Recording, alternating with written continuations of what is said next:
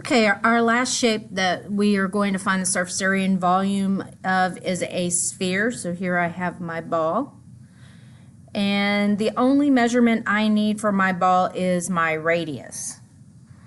Well, I can't exactly cut open my ball or get the ball to have a measure across. So I'm going to have to indirectly measure the radius using the circumference. Now, this ball has a center line right here, so that will help me guide my tape measure around the ball. So I'm going to put my tape measure right around that line, and I'm going to wrap it around my ball. Okay, I'm going to read the measurement. So my circumference is 21.5 centimeters. That's my circumference. Circumference is the distance around the ball. So my C is equal to 21.5 centimeters. Now we know the circumference formula. The circumference formula is 2 pi r. That's going to equal the 21.5. So to find r, I have to get rid of 2 times pi, and since it's multiplied, the opposite of that would be to divide. So I'm going to divide by 2 pi. So I take my calculator and do 21.5 divided by 2 pi. Now, order of operations on here, depending on what calculator you're using, it does depend.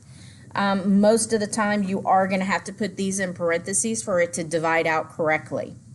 So my radius comes out to 3.42 centimeters.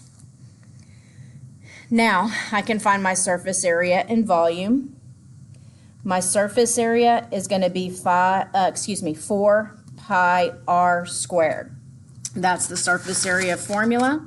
If I come back to my doodle notes, surface area is 4 pi r squared, and volume is 4/3 pi r cubed.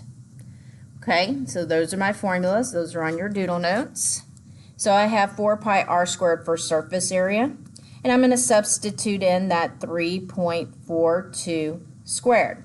So I'm going to type that into my calculator, 4 times pi times 3.42 squared, and I get a surface area of 146.91 centimeters squared. Okay, that's the amount of square inches that cover my ball. On volume, volume is equal to 4/3 pi times 3.42 to the third power.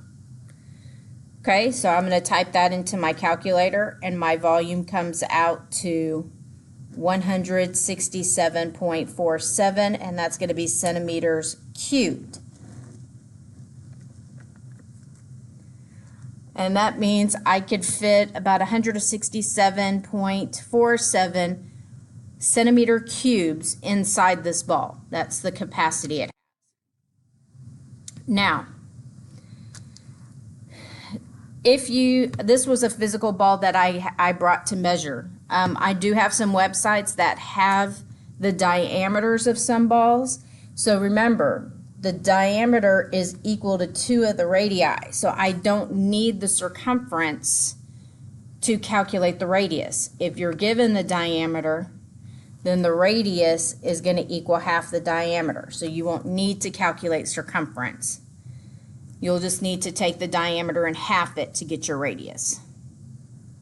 All right, you'll complete your spheres today, and your project is due at the end of the class period.